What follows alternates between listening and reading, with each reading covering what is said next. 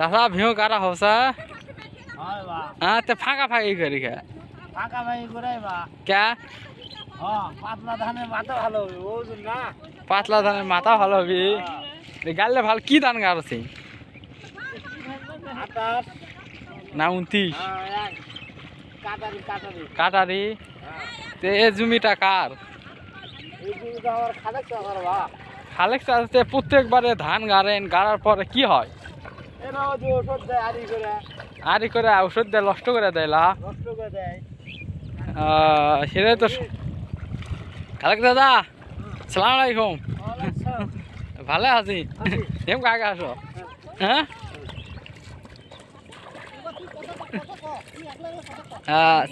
দাদা এই জমিটা কার এটা আমারই আব্দুল খালেক আব্দুল খালেক এই জমি তো কিছুদিন যাবত দেখতেছি খালি সমস্যা আর সমস্যা আসলে মূলত কি হয়েছে এই জমিলে আমার ওই বাচ্চা তো বালকের বেটা বাচ্চা হ্যাঁ প্রথম ছেলে দ্বিতীয় ছেলে বাচ্চা মেয়ে হ্যাঁ জাকির হ্যাঁ বাচ্চাও জাকির এই জমিটা হলো ওরা কি জন্য ভেজাল করে ওরাই বলে ওরাও দাবি করে আপনারাও দাবি করেন আমার দলিল আছে হ্যাঁ আমি 40 বছর খাচ্ছি আমরা তো শুরু থেকে দেখে আসতেছি এই জমি আব্দুল খালেক চাষাবাদ করে তার ছেলেরাও চাষাবাদ করে খায় কিন্তু কিন্তু দেখা যায় এটা কাগজ লিয়ে বিভ্রান্তি হয়েছে মানে ওরা এখন নকল কাগজ নিয়ে আসে কয় জমি আমরাও পামো এ করে দুপক্ষের মধ্যে কাগজ দেখায় না ভলিউমও দেখায় না ওই সেটাই জাল করে আমরা পামো এই ফসল দেখতেছেন এই ইরি ফসল লাগাইছে তারা লাগাইছে আপনারা দেখবেন এই জমি এখন তো চারা লাগানো আছে কিছুদিনের মধ্যে দেখবেন হয়তো কোনো ক্ষয়ক্ষতি করছে তার আজকের তারিখ হলো মার্চ হলো ওই 11/3/2025 রোজ সোমবার না সোমবারে এই যে ধানগুলো লাগানো হয়েছে আর সোমবার হ্যাঁ সোমবার এই হ্যাঁ কি হচ্ছে ও জমি গাড়া হচ্ছে কি ধান গাড়িচ্ছে 29 ধান তা কি কয় শতক জমি মোটা এটা 32 শতক এই যে ওই জমি আর এই জমি মিলে মোট 32 সর্বমোট 32 শতক ও সর্বমোট 1 একর 6 কিন্তু এই জমিলা মানে এক পক্ষের সাথে বিরোধ চলতেছে আসলে তারই নিকটবর্তী লোক এই তারাও দাবি করে এনারাও দাবি করে আসলে জমিটা আমরা শুরু থেকে জন্মগত থেকে আমরা দেখতেছি আব্দুল খালেকের ছেলেপেলে হ্যাঁ দীর্ঘ 45 বছর এনারাই ভোগ দখল করে খায় কিন্তু হঠাৎ করে মাঝখানে মানে এক পক্ষ একটা কাগজ তার হলো ভাতৃ নাকি ভাতা ভাইয়ের নামে মানে ভুলক্রমে রেকর্ড হয় তো ভুলক্রমে রেকর্ড হয় কিন্তু তারা মাঠ পড়সা আব্দুল খালেকের নামে কিন্তু ওরা ওই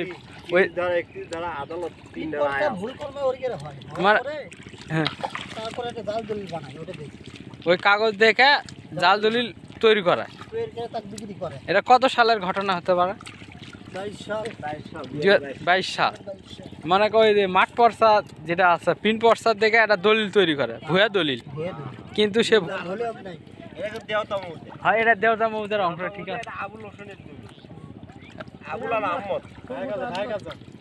তাছাড়া আসলে আমরা জমির বিষয়ে একটু বিস্তারিত বলেন তো শুরু থেকে কি হচ্ছে আসসালামু আলাইকুম এই জমি দীর্ঘ 45 বছর যাবত আমার বাবা আব্দুল খালেক মন্ডল পিতা হোসেন আলী মন্ডল এই জমি আমার বাবার কবলাকৃত জমি পৈতৃক সম্পত্তি নয় বাবার পৈতৃক সম্পত্তি নয় মানে নিজে ক্রয় করছে হ্যাঁ তো ক্রয়টা কার থেকে ক্রয় করছে আবুল হোসেন মানে আবুল হোসেনের থেকে আব্দুল খালেক কিনে নিছে বাংলা কথা যেটা 6 শতক এবং আহমেদ হোসেনের থেকে 16 শতক নিছে ফির আলাদা করে আহমেদ হোসেন তো 16 শতক কিনে নিছে এটা 32 আছে 32 এর মধ্যে ওটা আবুল হোসেনের 16 এটা আহমেদ হোসেনের 16 কিন্তু আমার বাবা এখন বুঝে কম আচ্ছা তো মাঠ পড়সা আমার বাবার নামে এবং এই জমি 30 ধারা 31 ধারা বিজ্ঞ আদালতে রায় আদালত যেটা এটা 38 খতিয়ান বসে যায় বাবার নামে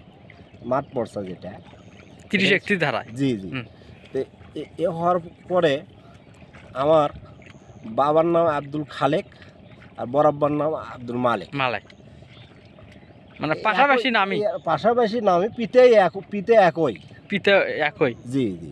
এক ভাইয়ের নাম আব্দুল খালেক, আরেক ভাইয়ের নাম আব্দুল মালিক। এটা খালি একটা অক্ষরের মনে করেন সমস্যা, মানে সেটা কি খয়াকারে খাল লয় গেলে আর খালেক, মানে আপনার পিতার নাম হলো আব্দুল খালেক, কিন্তু প্রিন্ট পর্চায় ভুল ক্রমে মালিক হয়ে গেছে, জায়গা মো হয়ে গেছে, পিতা যে একই। তো এই জমির অংশ আবার এই যে আবুল হোসেনের ওরা দেখায় কি আবুল হোসেনের জমি আমরা কিনে নিছি। ওরা দেখায়? হ্যাঁ। ওরা কিভাবে দেখাবে?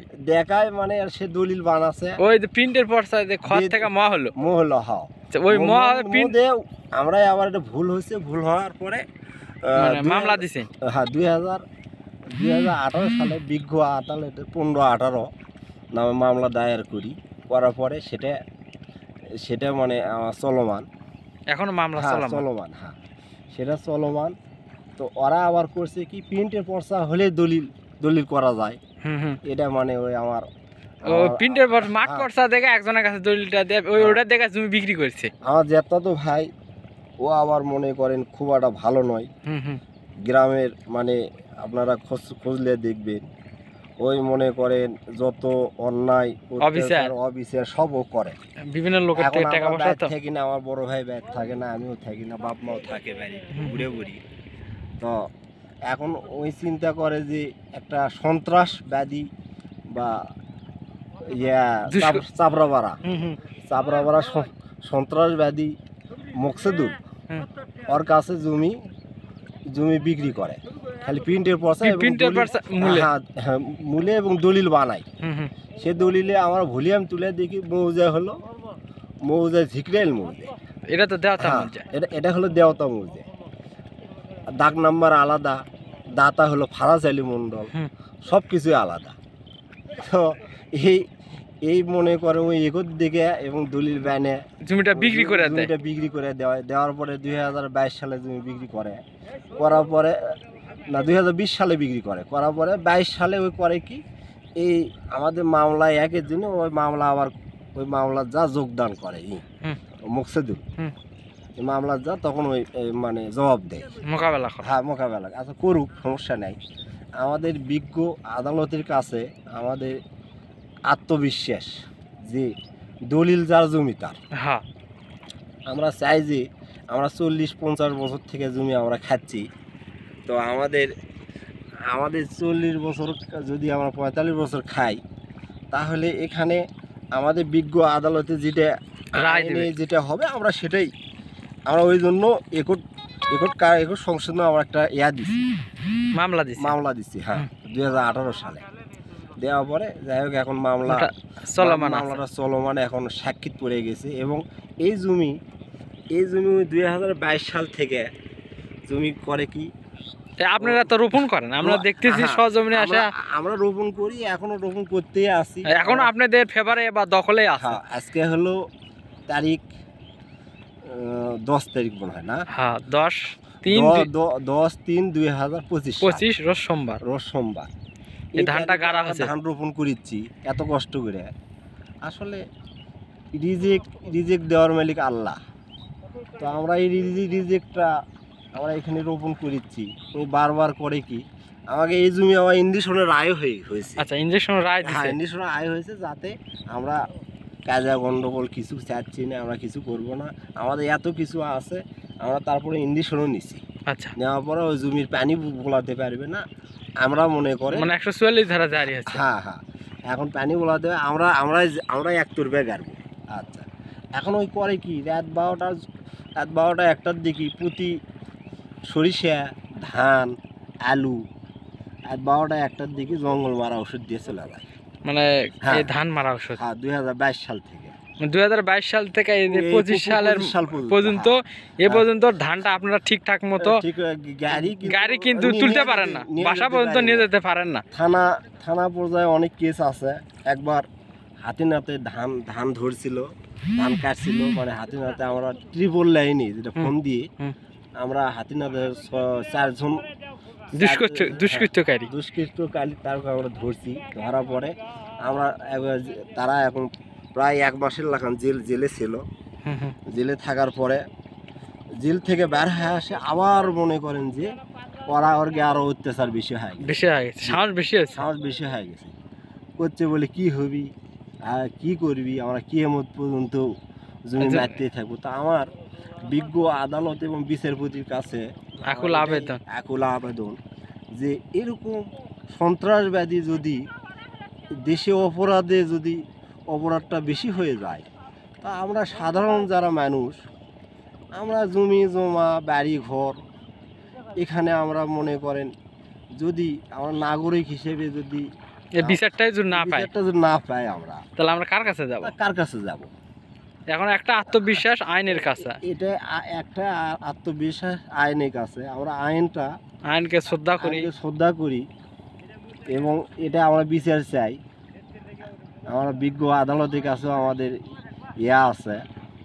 আমরা চাচ্ছি যে আর বারবার যে ক্ষতি করে এর ক্ষতির কোনো শুরু হবে নাকি, এর ক্ষতির কোনো আদৌ কি সমাধান আছে কিনা। দেখা যায় ধান গাড়েন, ধান মারায়, কিন্তু অথচ আইন আমরা যদি কিছু করি ওরা পুলিশ এসে কই তোমার ধরছো নাকি, পুলিশ এসে নানান কথা পুলিশ কিন্তু সারা ইউনিয়ন শুদ্ধও জানে। চেয়ারম্যানও বিচার করছে একবার, চেয়ারম্যান বিচার করার পরে চেয়ারম্যান ভলিউম দিকে আসার পরে চেয়ারম্যান নিজেই দেখছে যে হলো আমার রাজার ইউনিয়ন চেয়ারম্যান নাম রফিকুল ইসলাম, ও মনে করেন বিচার করছে ওর গ্রামেরই মকসুদুল ইসলাম। তা আমি জানি না এখন বিচার ভালোভাবেই করছে না করছে।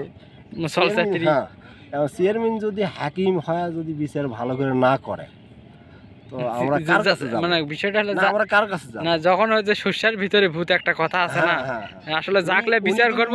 উনি নিজেই বলছে যে আমি যদি রাজার ইউনিয়নের চেয়ারম্যান হয়, শাখার ইউনিয়নে যদি চেয়ারম্যান করতে যাই তা আমার কি হবে? না এই বিচারে কিন্তু তারপরে যে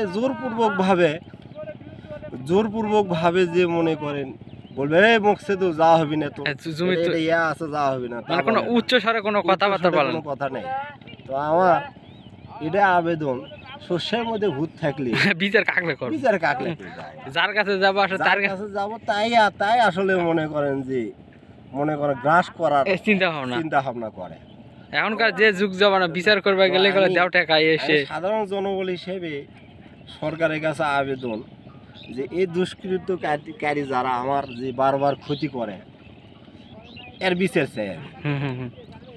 বিচার চাই।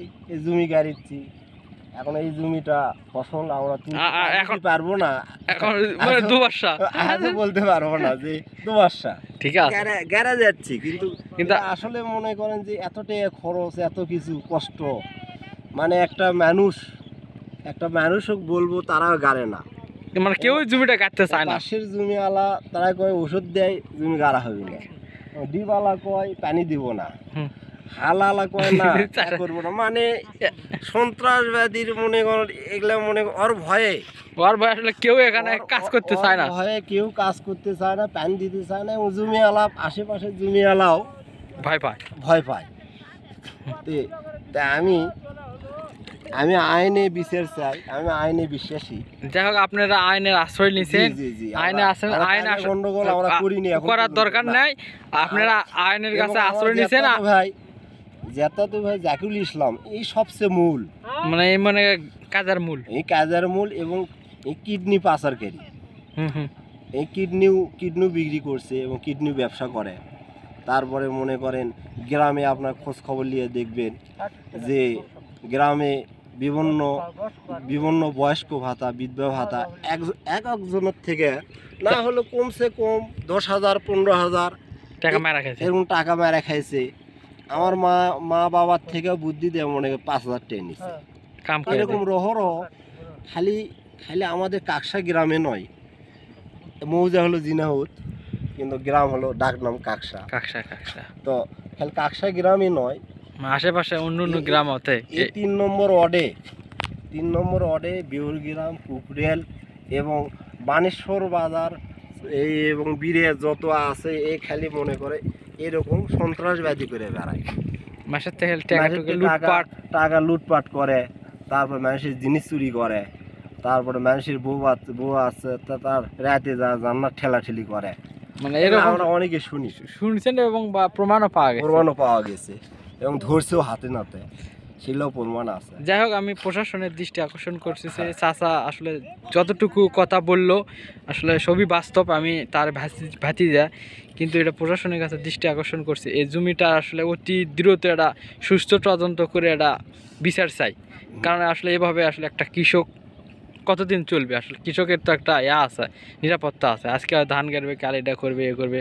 যাই হোক, উনি যে কথা বললো আইনের আশ্রয়ে মানে মামলা দিয়েছে, মামলা আসলে অনেক দূরে এগিয়ে গেছে, এখন মানে সাক্ষী পর্যায়ে আছে। যত তাড়াতাড়ি সম্ভব এটা একটা নিষ্পত্তি করা দরকার। এ বলে আমার এই জমির থেকে মানে দেওতা মৌজা থেকে আমাদের যে মূল কথা একবার পর্যায় থেকে নিলাম, সরকার ধারের জমি। এটা হচ্ছে আপনার লোকেশন হচ্ছে কি বসরাম থেকে আসলেই একটা মোড়ে এখানে জমি এরা কাটতেছে। একটা জমির পরে এই জমিটা আছে, 2 খণ্ড জমি, সরকারি শতক 32 শতক জমি। এটা আসলে আপনারা যে আইনের যে লোক আছে এগুলো তদন্ত করে একটা সুষ্ঠু একটা বিচার চাই। আসলে কে পাবে? আপনারা এভাবে ছলচাতুরি কয়দিন করবেন? আসলে এতদিন লাগে না একটা বিচার করতে, ঠিক আছে? যাই হোক, সবার জন্য শুভকামনা রইল। আল্লাহ হাফেজ।